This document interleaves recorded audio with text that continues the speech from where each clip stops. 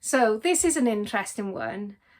And I appreciate for some people it's complicated. I was all lined up to read out the Oxford Dictionary definitions of these things, but they're on my phone and I recorded on my phone, so I clearly haven't thought that through. So you're going to get my version. And look, I appreciate as well, this is just my understanding. I have, as you know what I'm like, researched the hell out of these things over the last few years. But for other people, they relate to them differently. So for me, sex absolutely is about that biological definition that I was given at birth based on my reproductive organs. And I recognise and I'm still comfortable with that definition of a female within that category. However, gender is something very different.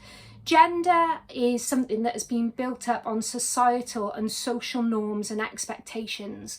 And I have never felt comfortable within the definitions of gender that we as a society hold. Or possibly at times I felt equally comfortable in either.